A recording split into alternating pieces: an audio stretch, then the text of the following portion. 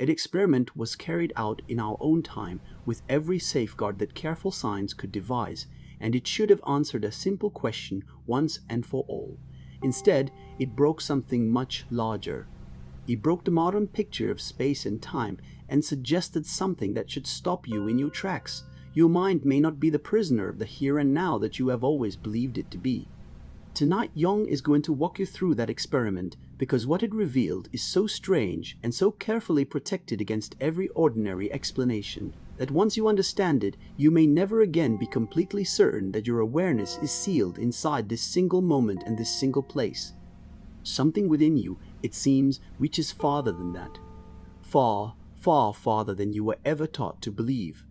Let him describe the experiment plainly, exactly as it was performed, so you can see that there was no hidden trick and no clever deception. A man sits before a stack of cards. Each card carries one simple symbol, a star, a circle, a cross, a square, or a set of wavy lines. One by one he turns the cards over. In another room, unable to see the cards by any possible means, another person has only one task to guess which symbol has just been revealed. Pure chance predicts the outcome very clearly.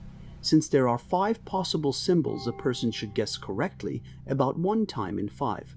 Most participants did exactly that. Nothing remarkable happened.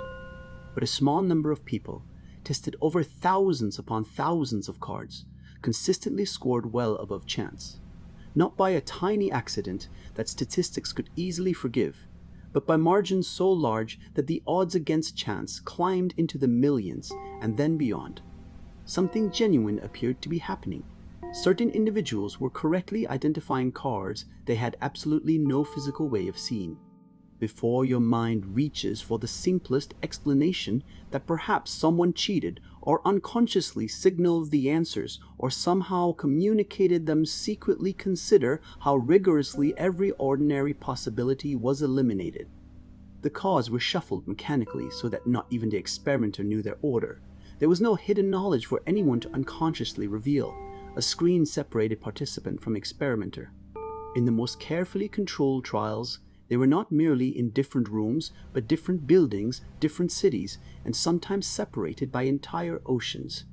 Every familiar channel through which information could travel, sight, sound, gesture, unconscious facial expression, or the experimenter's own knowledge, was systematically removed. Yet the gifted participants still scored above chance. Whatever reached them came to no doorway that science knew how to shut, because every known doorway had already been firmly closed. That alone would have been extraordinary. But what happened next was even stranger. The researchers began changing only one thing: the distance. At first, the participants sat in the next room, then hundreds of miles away, then thousands of miles away on the opposite side of an ocean. Here is the one observation you must not overlook. The scores did not decline. The participants separated by thousands of miles performed just as well as the participants sitting only a few feet away. Pause and think carefully about what that means. Every physical force we know behaves differently. Light fades, sound weakens, radio waves lose strength. Every form of energy grows weaker the farther it must travel. If this mysterious knowing were some unknown signal passing from the cards to the participant, distance should have weakened it. It did not weaken at all, which means it cannot behave like a physical force. It cannot be energy. It cannot be a signal moving through space because space itself seemed unable to affect it. If you have ever quietly suspected that your own mind, at certain moments, somehow reached beyond the walls of your body and touched something that no physical sense could possibly have reached, then stay with Jung, because the experiment is about to move into territory stranger still. Subscribe and stay with him, because what happened next did not merely challenge space, it challenged time itself. Instead of asking participants to identify cards that were being turned over in the present, the researchers asked them to identify cards that would only be turned over later in the future. The order of the cards did not yet exist. They had not yet been shuffled into place. By every ordinary rule of common sense, the task should have been impossible. How can anyone perceive something that has not yet happened? There is nothing there to perceive. And yet, once again, the results rose above chance. People consistently guessed slightly but significantly better than randomness would allow the identity of cards that had not yet entered existence. The mind seemed to reach not merely across space, but forward across time itself. Another experiment approached the mystery from the opposite direction. Instead of asking people to know the outcome of dice, researchers asked them to influence it. A machine threw the dice while participants silently wished for one particular number to appear as often as possible. The results again leaned beyond pure chance, particularly when many dice were thrown together. Jung held these findings more cautiously than the card experiments because they are harder to accept and more difficult to interpret.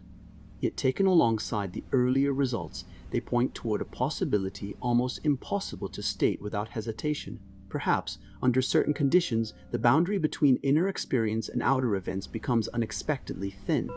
Perhaps the mind can sometimes reach outward toward distant events, and perhaps the outer world, in equally mysterious ways, can respond to deeply charged inner states.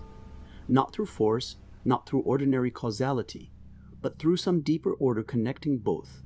Now place the two great discoveries beside each other. Distance failed to weaken the effect. Time failed to prevent the effect. If it is not weakened by distance, it cannot be an ordinary physical force. If it reaches events before they occur, it cannot be ordinary cause and effect, because causes always come before their consequences.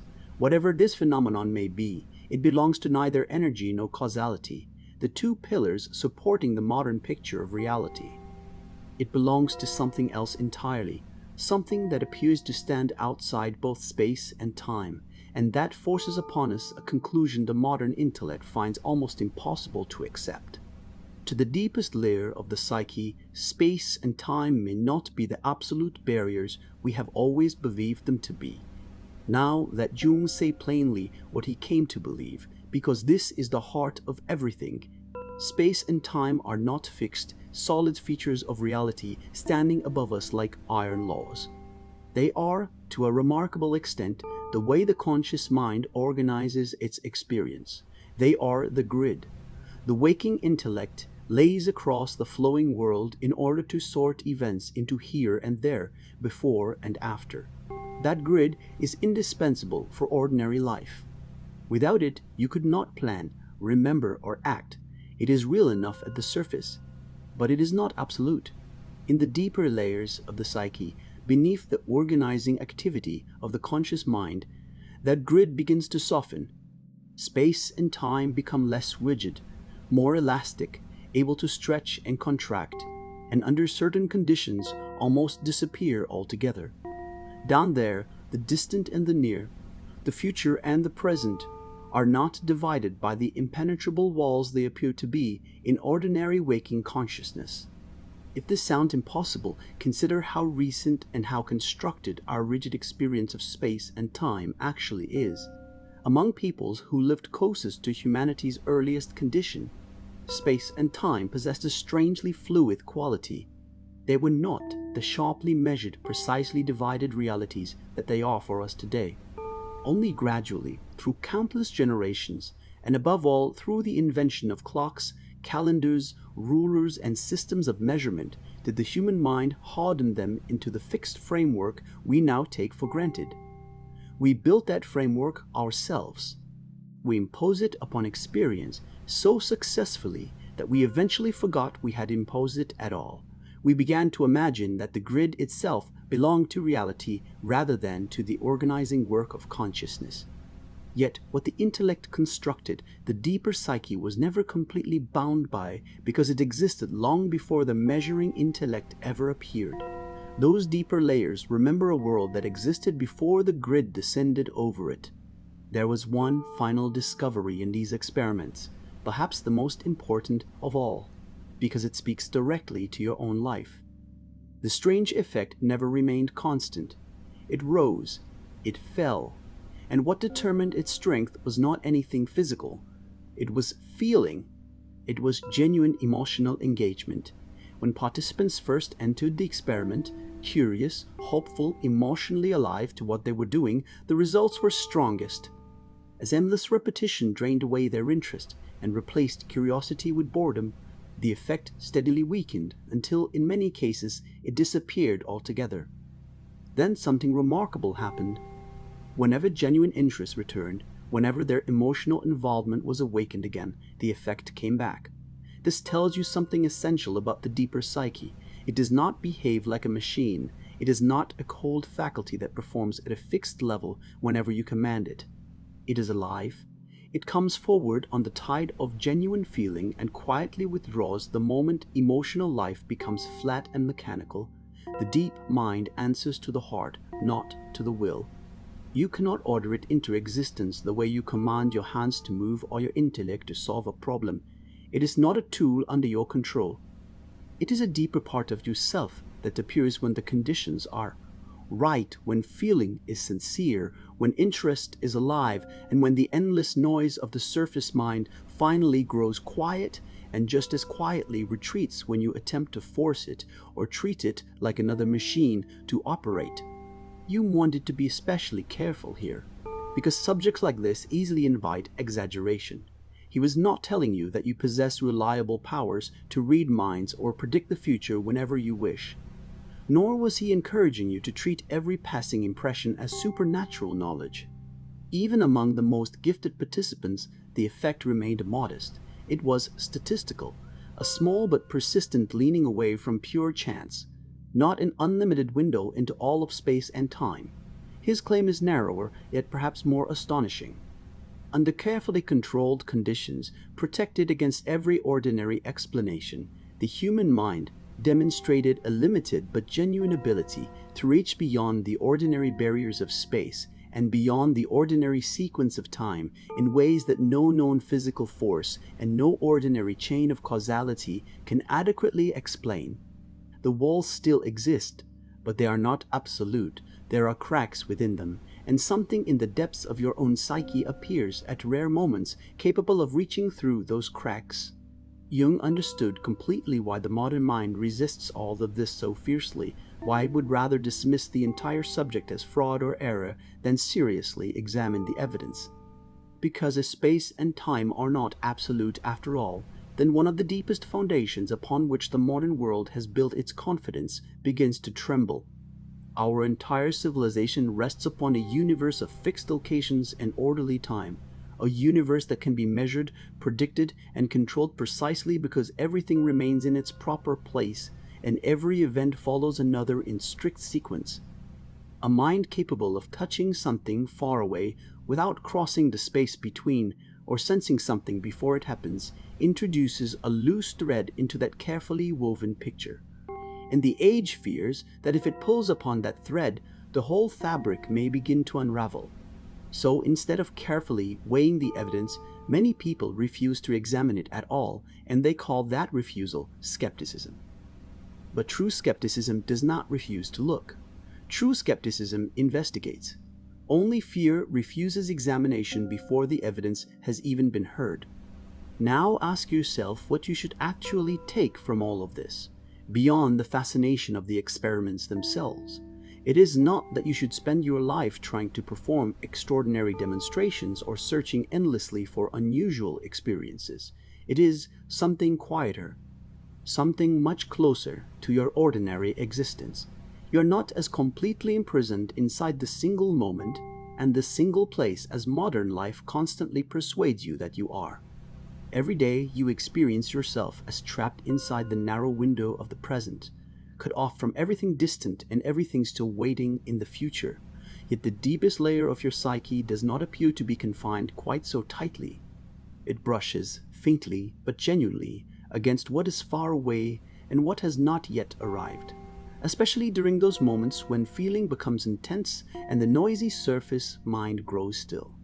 You do not need to chase such moments. You do not need to build your identity around them. It is enough to know that the prison of the present is not quite as solid as it appears, and that something deep within you quietly remains in contact with a reality much wider than the narrow opening through which ordinary consciousness usually looks. Notice again when this contact becomes strongest, because it reveals something important about the way you live your own life. It is almost never during the dull, mechanical, emotionally empty stretches of existence that the deeper mind comes forward. It appears during moments of genuine feeling.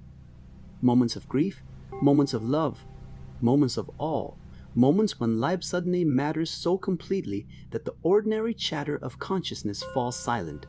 That is why the deepest intuitions, the meaningful coincidences, and those rare experiences in which the inner and the outer seem mysteriously connected almost always gather around the emotional turning points of a human life. The deeper psyche feeds upon feeling. When you become numb, distracted, and emotionally asleep, it quietly withdraws. When you become fully alive to your experience, it rises naturally toward consciousness. This alone is reason enough not to spend your one brief life moving mechanically from one distraction to another. Because the moments in which you are most awake, most moved, and most deeply engaged with life are precisely the moments when the hidden reach of your own soul comes nearest the surface. So Jung leaves you with the question these experiments quietly place before every thoughtful person. You have spent your life believing that you are locked inside this single moment and this single place, able to know only what your senses happen to reveal right now. But what if the deepest part of your own mind is not truly confined by space and time at all? What if it can, however slightly, reach across enormous distances and even brush against events that have not yet unfolded? And what if the walls of the present, which feel so solid and unquestionable, are in reality only the organizing framework of your conscious mind, laid across a reality that extends far beyond anything your waking awareness ordinarily perceives? If tonight you understood that your mind may not be the prisoner of space and time you always believed it to be, then write 2 words in the comments. Write, "no distance." Jung wants to know how many of you have quietly sensed, perhaps only once in your life, that your own mind reached beyond the walls of the here and now and touched something it had no ordinary way of reaching. And stay for the next video, because the one thing that consistently caused this mysterious ability to grow stronger or weaker was not intelligence, logic, or effort. It was feeling, emotion, the living movement of the heart. That is no coincidence. Strong feeling is the doorway through which the deepest layers of the psyche emerge and through which the inner world touches the outer. Why that happens is the next door.